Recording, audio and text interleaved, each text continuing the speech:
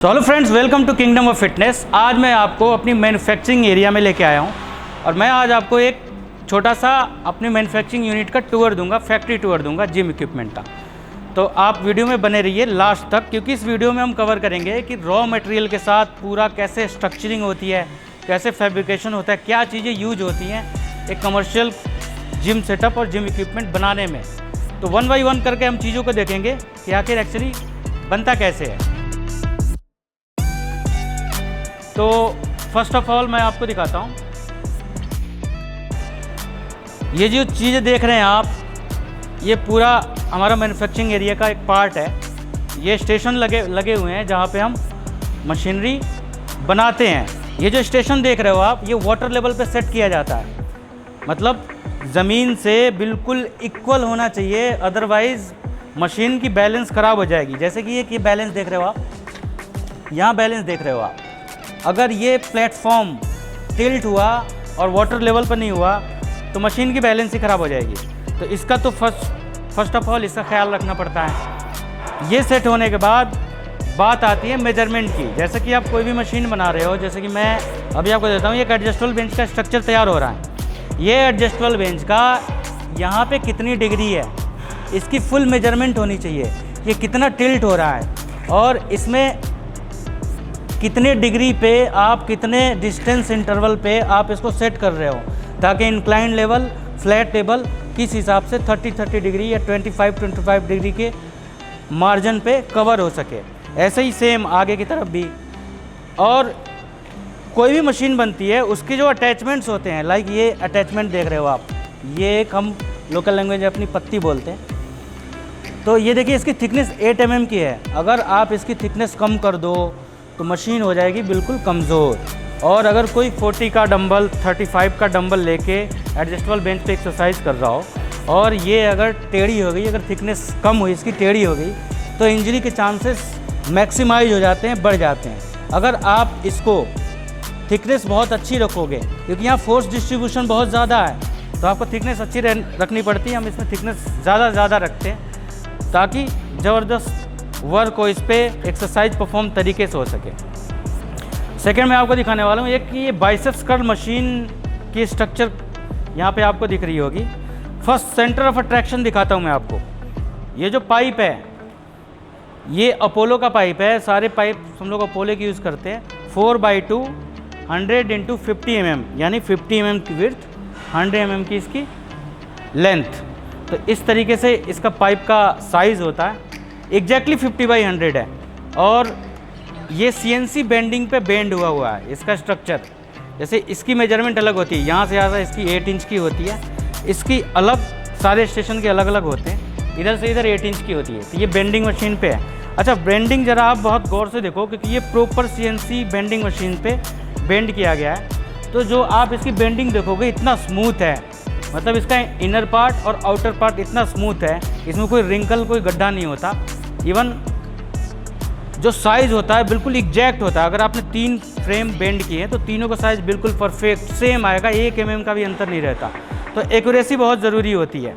जो भी आप डिस्टेंस देख रहे हो मशीनरी की, जो भी आप अटैचमेंट्स देख रहे हो, वो 1 मशीन प्रीचर हो या 10 मशीन प्रीचर हो, यानी बाइसेप्स कर्ल मशीन हो, उनका साइज़ बिल्कुल सेम मिलेगा आपको, क्योंकि ये प्रॉपर डायग्राम बेस्ड मशीन बनती है। तो ये एक स्ट्रक्चर है इसका, ये मैं आपको दिखाना चाहता था। यहाँ पे एक lat pull down with rowing का स्ट्रक्चर खड़ा है। वैसे ही सेम आप देखिए, CNC बेंडिंग मशीन पे ये बेंड हुआ पड़ा है। इसकी साइज़ और ये जो पुलिस वगैरह देख रहे हैं आप, ये एग्जैक्ट डिस्टेंस पे लगे हुए हैं। कितनी भी मशीनें तैयार हो मेरे पास lat pull down with rowing, same distance पे मिलेंगे आपको। इसके जो अटैचमेंट्स हैं, जैसे कि यहाँ पे आप एक अटैचमेंट देख रहे हो, इसकी थिकनेस 8 mm की है, क्योंकि ये पूरा लोड, ये पुल्ली का पूरा लोड और वायर का पूरा लोड इस पाइप पे आ रहा है। और इस पाइप को ज्वाइंट करने के लिए आपको इसकी थिकनेस ज़्यादा रखनी पड़ती है। ये बारीकियाँ हैं, ये छोटी छोटी बारीकियों पे ध्यान देना बहुत ज़रूरी होता है, वरना मशीन कमज़ोर हो जाएगी, फिर शिकायतें आनी शुरू हो जाती हैं। और यहाँ भी इसी तरीके का है सिस्टम। ये देखो आप, यहाँ भी थिकनेस बहुत अच्छी रखनी पड़ती है। ये प्रॉपर बेंड आपको मैं पहले ही बता चुका हूँ, ये प्रॉपर CNC बेंडिंग मशीन पे बेंड हुई स्ट्रक्चर है।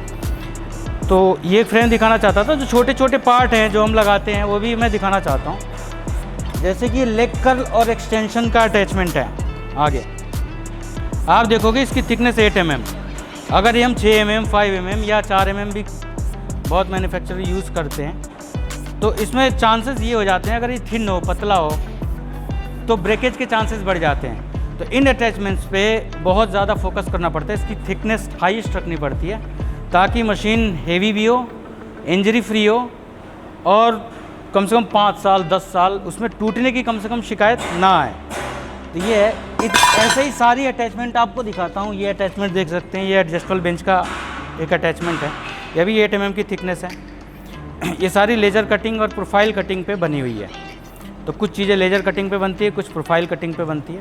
तो ये सारे, कुछ पावर प्रेस से कट होता है कुछ पार्ट्स, तो सारा अपना स्पेसिफिकेशन है, उस हिसाब से पावर प्रेस पे और लेज़र कटिंग पे, इन सारी चीज़ों पे कटिंग यूज़ की जाती है। तो 8 mm की थिकनेस, इवन जितनी भी आप अटैचमेंट देख रहे हो 8 mm की, मिनिमम 8 mm की थिकनेस तो है ही।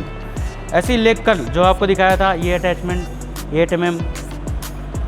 ये जो इसमें पाइप यूज़ हुआ है वो CR का पाइप यूज़ हुआ है, और ये 10 गेज का पाइप है, यानी 3 mm की इसकी थिकनेस है इस पाइप की, ताकि ये, क्योंकि ये हैंडल में यूज़ हुआ है, अगर कोई यूज़र इसको पकड़ के और ज़्यादा प्रेस कर दे और हेवी यूज़र हो तो टेढ़ा ना हो। तो इसकी भी साइज़, ये चिनअप में भी यूज़ होता है फंक्शनल ट्रेनर के, तो उस तरीके से इसको डिज़ाइन किया जाता है और इसकी थिकनेस इतनी रखी जाती है ताकि शिकायत ना आए।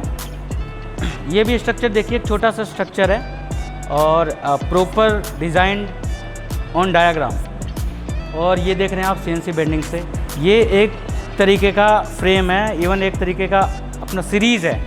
नेक्स्ट सीरीज़ में आपको दिखाता हूँ, एक सीरीज़ ये बन रही है हमारे पास, सिंगल बेंड, यानी एक तरफ की बेंड है। आपको इंटरनेट पे बहुत सारी चीज़ें मिल जाएंगी कि बेंडिंग कैसे कैसे बेंड पे मशीनें डिज़ाइन होती हैं। तो ये आप ध्यान से, मैं आपको दिखाना चाहूँगा, ये सिंगल बेंड है, इधर से स्ट्रक्चर स्ट्रेट है, इधर से सिंगल बेंड है। यहाँ पे ये कवर लग जाता है और इस पर फिर विदाउट कवर या वेट के पीछे कवर लगाते हैं, तो मशीन का लुक बहुत ज़बरदस्त आता है। कॉस्टिंग में भी थोड़ा इफेक्ट आता है, लाइक ये डबल बेंड है, ये सिंगल बेंड है, खूबसूरत दोनों लगेंगे, कॉस्ट में थोड़ी इफेक्ट आएगी और मशीन का लुक चेंज हो जाएगा, सीरीज़ अलग हो जाएगी। तो उस हिसाब से आप ऑप्ट आउट कर सकते हैं, मुझे ये सीरीज़ अच्छी लग रही है तो मुझे ये चाहिए। ऐसे ही आपको कुछ वेल्डिंग का प्रोसेस बताता हूँ। देखिए, वेल्डिंग 2 तरह के अमूमन जिम मशीनों में यूज़ होते हैं। एक होती है इलेक्ट्रिक वेल्डिंग, जो नॉर्मल आप कहीं भी देख लोगे, और एक होती है MiG welding. Electric welding use होती है टैकिंग में, जैसे ये मशीन टैकिंग पे अभी खड़ी है, क्योंकि इसका फ्रेम स्ट्रक्चर और मेजरमेंट ली जा रही है। ये सारी जगह ये ना टैकिंग की गई है, ये देख रहे हैं आप, सब टैकिंग है। लेकिन जब इसको वेल्ड करेंगे प्रॉपर फाइनल करके, तो ये होती है मिग वेल्ड। अब मैं आपको एक मिग वेल्ड दिखाता हूँ, आप आइए मेरे साथ।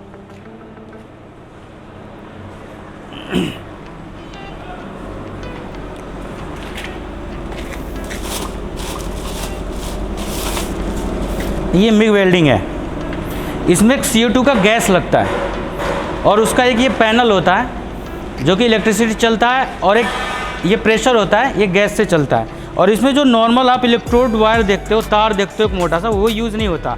इसमें कॉपर कोटेड वायर यूज़ होता है, और इस तरीके से इस वायर के ज़रिए अपने स्ट्रक्चर को वेल्ड किया जाता है। अब मैं आपको बताता हूँ इसमें अंतर क्या है। इलेक्ट्रिक वेल्डिंग की कैपेसिटी, जो बेयरिंग कैपेसिटी है, वो कम होती है और मिग वेल्डिंग की बहुत ज़्यादा होती है। इवन आपने 3 टैकिंग मार दी एक पाइप पे, और 3 टैकिंग मारने के बाद, जैसे सपोज ये देखिए, ये इलेक्ट्रिक वेल्डिंग की टैकिंग है, अब इसको पक्का नहीं किया गया है। अगर हम इस 3 टैकिंग मिग की मार दें और इस पर कोई 45 kg का चीज़ रखें, डंबल ही रख लें सपोज, तो ये टूटेगा नहीं, वो उसकी बेयरिंग कैपेसिटी है। लेकिन इस पर अगर मैं अभी 45 kg का डंबल रख दूंगा तो ये टूट जाएगी, क्योंकि ये इलेक्ट्रिक वेल्डिंग है अभी। अब इसको जो पक्का करने का प्रोसेस है वो मैं आपको दिखाता हूँ। ये वेल्डिंग देखिए आप, ये मिग वेल्ड हुआ है, ये बोथ पाइप को बिल्कुल ऐसा मैच कर देता है, क्योंकि इस वेल्डिंग बहुत बारीक होती है, थिन वेल्डिंग, और मजबूती बहुत तगड़ी होती है। ये वेल्डिंग देखो आप, अब इसको है ना ग्राइंडर करने की ज़रूरत नहीं होती। इलेक्ट्रिक वेल्डिंग पे ग्राइंडर करने की ज़रूरत होती है। अब ग्राइंडर से होता यह है कि पाइप कमज़ोर हो जाता है, लाइक इसको ग्राइंडर से आपने घिस दिया, अब हाफ वेल्डिंग बची उसमें। अब हाफ वेल्डिंग में प्रॉब्लम ये होगी कि कभी फोर्स उस पर ज़्यादा लगा, कभी वज़न ज़्यादा हुआ तो उसके टूटने के चांस हो जाते हैं। पर मिग पे ऐसा नहीं है। मिग पे आपको ग्राइंडर लगाने की ज़रूरत नहीं, उस पर सिंपली बफ़ लगता है। मैं आपको दिखा दूंगा कि बफ़ और नॉर्मल ग्राइंडर जो होता है उसमें क्या अंतर होता है। इस तरीके का वेल्डिंग होता है प्रोसेस। आइए मैं कुछ बेंच के स्ट्रक्चर पड़े हैं मेरे पास, वो भी दिखाऊंगा आपको कि किस तरीके के वो बेंच आपको दिख रही है।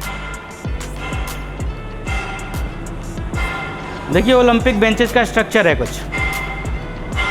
देखिए सीएनसी बेंडिंग मशीन पे बेंड पाइप है, अपोलो जैसा कि मैंने बताया।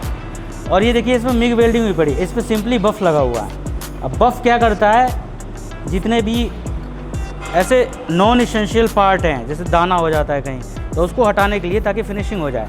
और फिर इसको पाउडर कोटिंग प्रोसेस में डाल देते हैं हम लोग। पाउडर कोटिंग प्रोसेस में फिर आपको ये पता नहीं लगता वेल्डिंग का, और मजबूती भी रहती है क्योंकि इसको प्रॉपर नहीं घिसा गया, वेल्डिंग हटाई नहीं गई है। वेल्डिंग अपने जगह पे है। जो इसका नॉन एसेंशियल पार्ट है जैसे कोई दाना हो गया, एक्सेस वेल्डिंग हो गई, उसको सिर्फ हटाने के लिए होता है। ये पूरा ऐसा फ्रेम स्ट्रक्चर है। ये ओलंपिक बेंचेज का है, फ्लैट, इंक्लाइन, डिक्लाइन, ये सारा इस तरीके का। इवन जो भी आप इस सेक्शन में मटेरियल देख रहे हैं वो सब रेडी है और सारा बफ़ हुआ पड़ा है इसमें, मतलब बफ़िंग हुई पड़ी है। तो मैं बफ़िंग का आपको वो दिखाता हूँ कि आखिर बफ़ में लगता क्या है। इस तरीके से ये एरिया बफ़िंग का एरिया हमारा, इस पे बफ़ करते हैं सारी चीज़ें। तो मैं आपको दिखाना चाहता बफ़ और ग्राइंडर में अंतर। देखिए बफ़ का व्हील ये होता है, इस पर सिंपली आप देखेंगे बफ़ और इसमें अंतर क्या होता है। इस पर स्टोन होता है, ये कटिंग में भी यूज़ होता है। जो ग्राइंडर होता है वो कटिंग में भी यूज़ होता है और घिसने में भी यूज़ होता है। लेकिन बफ़ क्या होता है, बफ़ सिर्फ फिनिशिंग में यूज़ होता है। एक नॉर्मल वेल्डिंग जो थोड़ा सा एक्सेस वेल्डिंग हो गया किसी पार्ट पे, उसको सिर्फ हटाने के लिए उस पार्टिकल को। तो बफ़ में ये रेगमार्क का यूज़ होता है। इसमें व्हील में आप रेगमार्क देखेंगे, इसमें रेगमार्क यूज़ हुआ है। और इसमें स्टोन का यूज़ होता है, एक पत्थर होता है जो कि आयरन को काटता है, तो इसमें ये यूज़ होता है। तो बफ़ फिनिशिंग के लिए यूज़ होता है, ये कटिंग के लिए यूज़ होता है बेसिकली। अब इलेक्ट्रिक वेल्डिंग हो तो मजबूरी है कि इलेक्ट्रिक वेल्डिंग वाले हमेशा इसका ग्राइंडर का यूज़ करेंगे क्योंकि उसको काटना पड़ता है और उसकी एक्सेस वेल्डिंग हो जाती है। और जब आप ज़्यादा इसको चला दोगे तो कमज़ोर पड़ जाता है वो वेल्डिंग। तो इसलिए मिग वेल्डिंग जिम इक्विपमेंट पे बेहद ज़रूरी है, एसेंशियल है, मिग होना चाहिए। फिर मैं आपको कुछ पाइप के बारे में बताता हूँ। आइए मैं आपको दिखाता हूँ। देखिए कुछ अपोलो के पाइप्स पड़े हुए हैं यहाँ। तो इसके थिकनेस के बारे में बहुत बात होती है। तो इसकी थिकनेस जो है 2.5 mm की थिकनेस है, यानी एग्जैक्ट 12 गेज। अब ब्रांड का पाइप लगाने में होता ही है कि इसकी थिकनेस एग्जैक्ट आएगी, इसकी लेंथ भी एग्जैक्ट आएगी। और नॉन ब्रांड में दिक्कत ये है कि उसकी थिकनेस फ्लक्चुएट करेगी। इवन अगर आप 12 गेज भी लेंगे तो उसका जो वज़न होगा उसमें फ्लक्चुएशन हो जाती है, 1 किलो 2 किलो की। तो उसमें क्या होता है, थिकनेस कम हो जाती है, फिर मशीन में वो हेवीनेस, वो भारीपन नहीं हो पाता। तो इसलिए ब्रांड का यूज़ करना चाहिए और बहुत ज़्यादा प्राइसिंग में भी अंतर नहीं होता। इसी तरीके से जो अलग अलग पाइप्स उसमें यूज़ होते हैं, लाइक कहीं 2x2 भी यूज़ होता है, कभी हैंडल्स में गोल भी यूज़ होता है, तो उसमें भी थिकनेस का ख्याल रखना पड़ता है। जैसे कहीं आप 2x2 1.5 × 1.5 पाइप इंचेज में यूज़ करते हैं तो उसका भी 12 और 10 गेज में ही यूज़ होना चाहिए, और वही मैं करता हूँ ताकि उसकी हेवीनेस बनी रहे। फिर बाकी जो अभी मैं आपको बता दूँ, रात के बज रहे हैं 12 और टेक्नीशियंस सब ऑफ पे हैं। तो मैं एक वीडियो आपको वो भी लेके आऊँगा कि काम होते हुए कैसे स्ट्रक्चरिंग होती है, कैसे मेजरमेंट लेते हैं और क्या फ़िक्स मेजरमेंट होती है, उसकी भी एक आपको वीडियो दिखाने की कोशिश करूँगा, आपको वो ज़रूर मिलेगा। अभी मैं फ़िलहाल आपको वॉक थ्रू दे रहा था अपनी फैक्ट्री की। कुछ स्ट्रक्चर खड़े थे, कैसे बनाते हैं हम, क्या अटैचमेंट लगाते हैं, कैसे वेल्डिंग होती है, कैसे फिनिशिंग होती है, इसके बारे में बात करना चाहता था। तो ये सारा सिस्टम था आपको बताने का, और आप एक बार वॉक थ्रू ले लीजिए कि स्ट्रक्चरिंग कैसे होती है। तो इस वीडियो में इतना ही। उम्मीद करता हूँ आपको वीडियो पसंद आया होगा। अगर आप gym setup, commercial gym setup लगाने के बारे में सोच रहे हैं तो नीचे लिंक दिया हुआ है डिस्क्रिप्शन में, कॉल का, व्हाट्सअप का और वेबसाइट का भी लिंक, उस पर जाके इंक्वायरी कर सकते हैं, डायरेक्ट कॉल कर सकते हैं हमें। प्राइसिंग के बारे में, ट्रांसपोर्ट कैसा होगा, जिम इक्विपमेंट के पिक्चर्स और वीडियो और क्या क्वालिटी है, वो सारी इन्फॉर्मेशन हमारी टीम की तरफ से आपको मिल जाएगा और आप एक बेहतर फुल्ली कमर्शियल जिम सेटअप लगा सकते हैं। Thank you.